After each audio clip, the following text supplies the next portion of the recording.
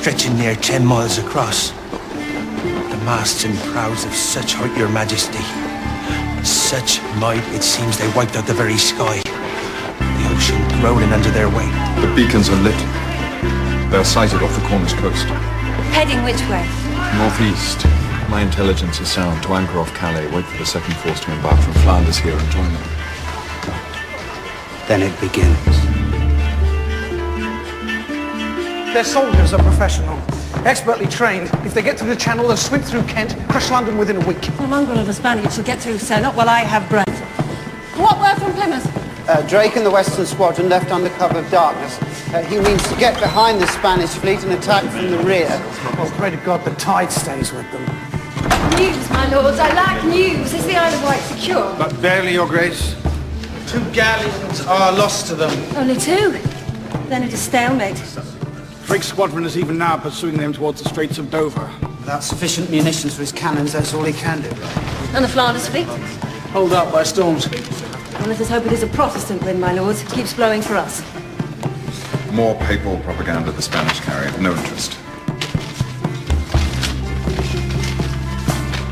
Incestuous bastard of depraved courtesan Anne Boleyn. Cursed heretic. Shame of her sex and princely name. Of no interest indeed. I fear it may be of interest to your Catholic subjects, your grace.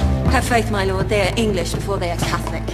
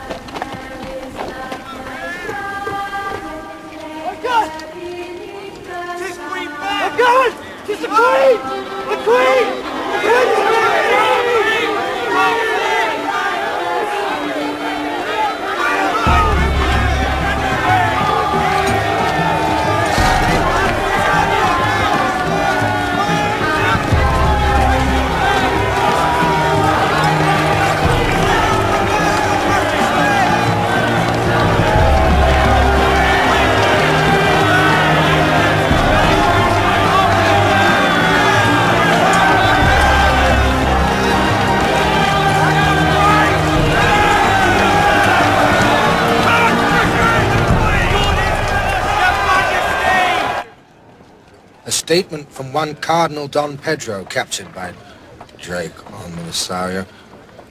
Upon our glorious assault on England, all heretics will be whipped by chains until dead. Protestant children under 7 to follow their fathers. The rest branded on the forehead with the letter L for Lutheran. How very original. When this is over, you will go to Buxton, Robbie. Take the water. Or I shall brand you myself. And the L shall not be for Lutheran, but lunkhead. Oh.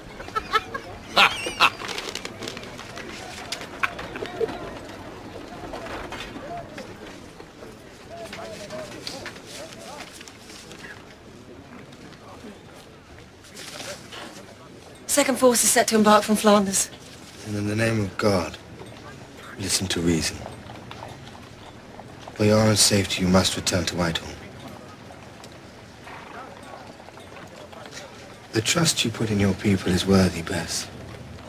But if they turn against you, there is no protection for you here. Or is it a martyr's death in battle you hanker for? And a hero's epitaph? A greater purpose to a prince's life than to teach us how to die.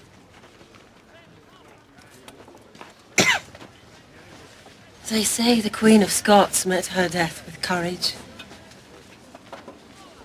Yet it took 3 strokes of the axe to dispatch her. After, there was panic.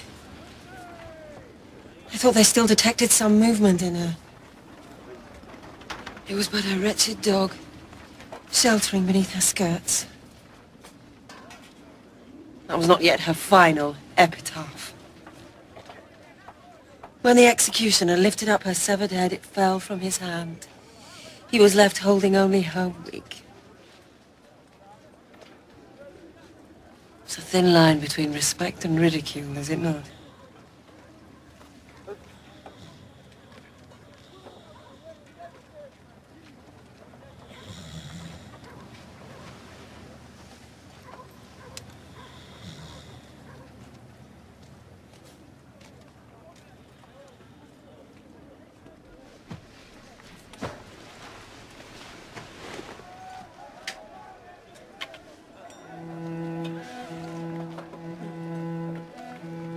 My loving people, I have always so conducted myself that under God, my strength and safety lies in the loyal hearts and goodwill of my subjects.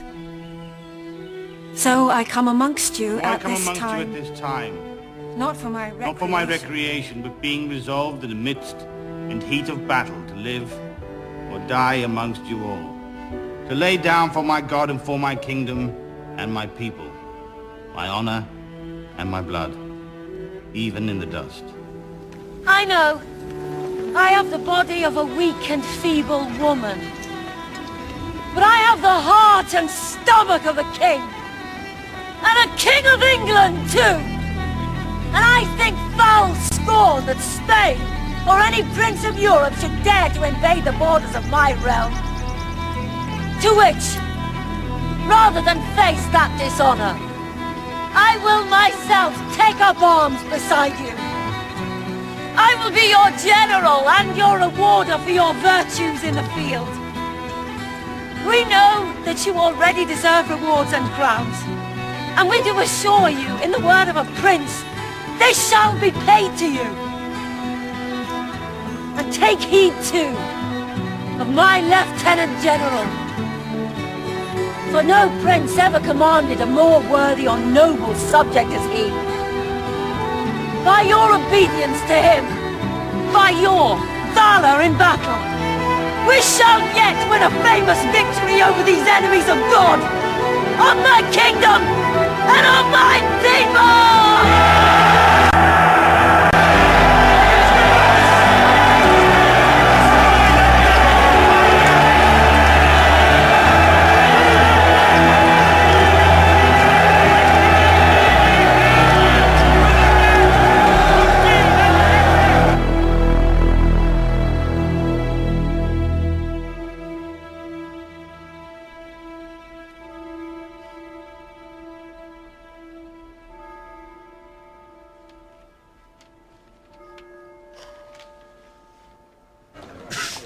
Night of the 28th of July, 2 miles southeast of Calais, reinforced by Seymour and Winters. They are celebrating the news mastiff. Yes, read! Drake unleashed 8 fireships among the anchored Spanish galleons to dislodge their formation. Believing the ships were primed with gunpowder, the Spanish cut their anchors. And fled, in utmost confusion. A running battle was thereafter maintained near Gravelines. So close were we to the enemy, we were within speech of one another. Then the wind shifted. What remained of the Armada was swept by storms and gales to founder in the North Sea.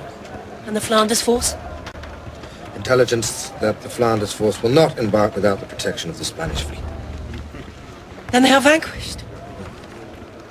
God breathed, and they were scattered. We are saved, Robbie!